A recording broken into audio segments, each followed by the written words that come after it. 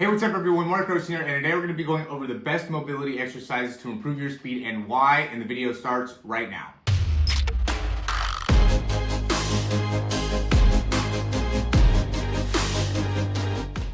Okay, so I'm going to be doing a side-by-side here. So what we're going to do is on the right, we're going to have the mobility exercises. Then on the left, I'm going to go into the explanation of why that particular mobility exercise is going to be good. And the reason that I use mobility exercise and not stretch is because a lot of these are actual exercises where you are challenging different parts of the body to have some degree of contraction, which makes it so I think it's a little bit more of a exercise rather than a stretch. And so first one here is going to, and this is one of my favorite ones, I actually do this in between sets when I'm sprinting. I think it's such a huge advantage to be able to have the ability to do this, especially with the treadmill. So I'll go and I'll run full speed, and then I'm doing this exercise. You can see I switch sides. Big thing here is I'm making sure I'm trying to keep everything as straight as possible here. Watch out for yourself to kind of lean forward with the spine, as well as allow this knee to bend. We really want to try to lock that knee out best that we can. And then what I'm trying to do is drive this knee down,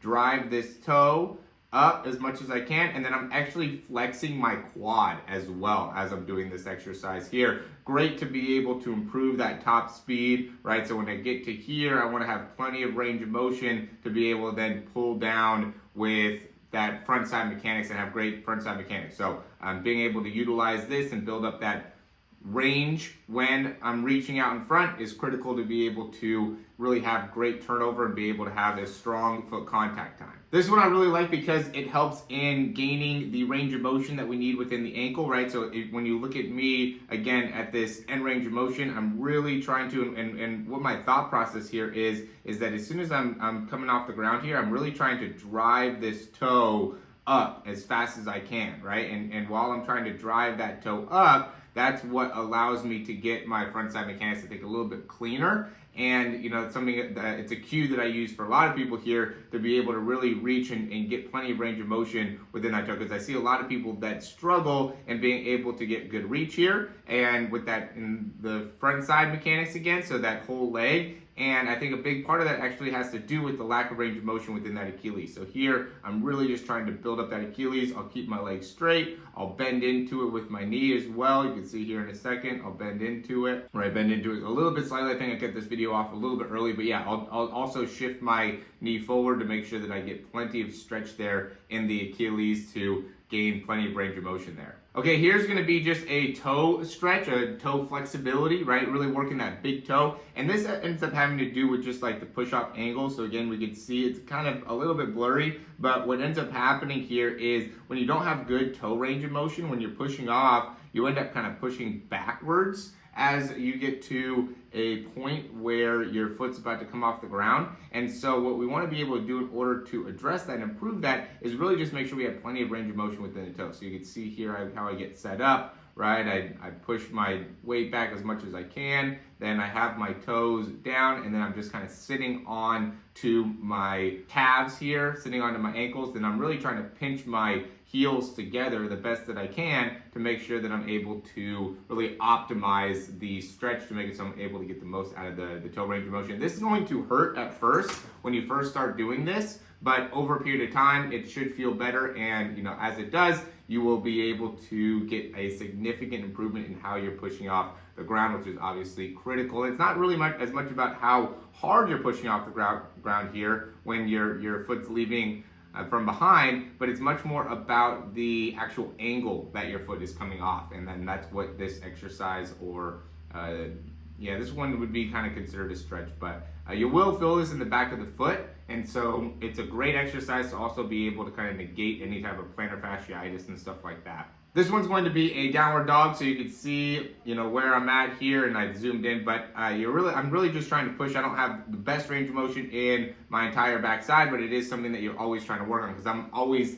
exercising that area, with deadlifts and Nordic hamstring curls and good morning. There's always different ways that I'm trying to build up the hamstrings, and so being able to stretch them out to get plenty of range of motion is critical. And this is really just the whole back line from the bottom of the foot into my calves, back of the knee, hamstrings, everything's getting a good stretch here. And so I really recommend this. And then just transitioning right into a upward dog where now I'm working on, the range of motion within the lower back, and then also getting a stretch through like the hip flexors and through the lower core. This just has a big influence on, as your leg is reaching back behind, it's going to put a big stretch on your front side mechanics, and so the front line of your body. And so, we want to have plenty of range of motion through that core, through those hip flexors, and this is a great way to be able to see that. And then, this really is just working at end range. So you can see for me, when doing the downward dog right here, that's going to be stretching more of the front side mechanics here.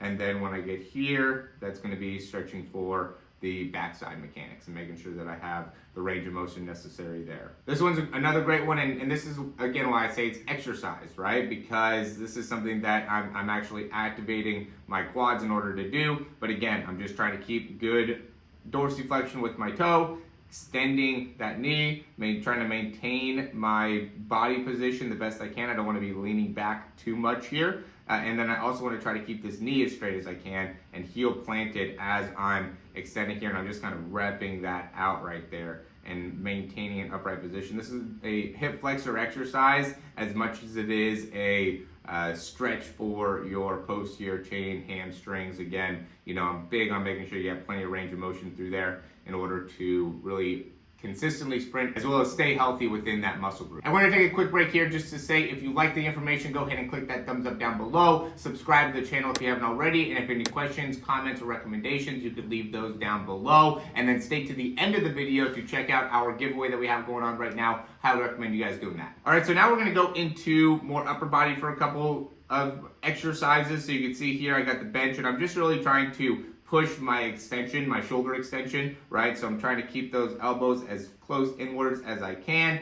and then just trying to get my butt down the best that I can. And this is just going to work the extension within the shoulder there. Remember, the key thing in this extension is we want to get that hand about 6 to 8 inches behind our butt as we're pulling back. And so, making sure you have plenty of extension within the shoulder is critical to make it so you can get to that range as you're pulling back. So you can see I did this here, and then I'll go and walk out a little bit with my feet, and then I'll go back down and do it again, just to really emphasize that hand getting away from my body, right? I really want to make sure that I'm able to do that effectively. And this one, I'm really just working on my posture, right? Being able to keep a good upward posture. This is obviously important, being able to get plenty of range of motion in the hips. So once we lose our posture in the upper body, then we could end up kind of coming forward with the spine, or that's going to be the most common thing, is that you'll end up rounding here too much in the spine. So what I'm trying to just do is make sure I have plenty of range of motion, plenty of extension within my mid back, so I can go ahead and maintain a good, strong, upright posture as I'm sprinting. All right, so this one is going to just be a range of motion for the ankle. And, really what I'm doing here is more of just like a check to make sure I have good ankle range of motion. So as you can see, I'm going down, and I want to keep my heel on the box as I'm going down, and I'm going to try to go straight down with my foot. If anything, you want to go out with the foot, and as you get better, you can go further and further out. The main thing is just being able to have that range here, right? Because this is another good way of checking to see, do you have the right amount of dorsiflexion? This is putting a big stress here. I think a lot of people end up not having the right range here that have problems in reaching their top speed, right? Or reaching their top speed potential. So the foot ends up having a big impact, and the ankle ends up having a big impact, and this is just a great exercise to be able to have a good relationship with the ankle, the foot, and also the hip, to really being able to optimize the hip flexor capabilities and the ability to really hinge in your hips. So there's a lot of great reasons to do this exercise, just because it has a lot of different carryover for just checking on your health within your lower limbs, right? So this is just a great way for me to check on that. And then this one is going to be for the extension, right? So as I'm pushing back, being able to make sure I have plenty of range through here. Not that we want to necessarily get a ton of extension within the back as we're going, but I don't want to end up having a lack of extension there, right? So the main point of doing a lot of these mobility drills is just to make sure that I have plenty of range, so when I'm going through and I'm running, that I'm not hitting my end range as I'm running, that I have plenty of additional range that I can work with, and that is really a key in making sure that you're able to stay healthy. So if you end up having a lack of range in areas in your every single day or every single week, consistently getting to those end ranges, then over a period of time, you're putting yourself more at risk for injury. And so when you work on the mobility through here, you can make it so now you have plenty of range through that joint or through that area, through that muscle, which will really decrease the chance of you getting injured over a period of time. So now when I'm actually doing this, what ends up being important is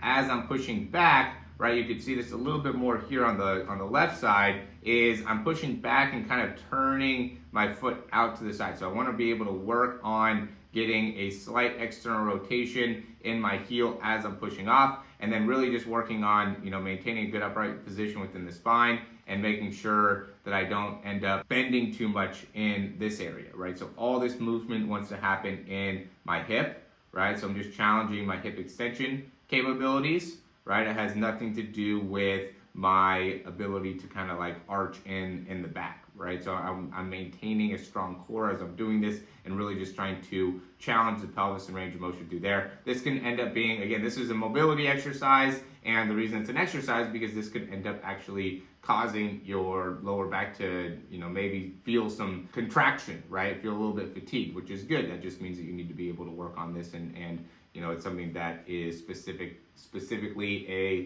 thing that you can focus on.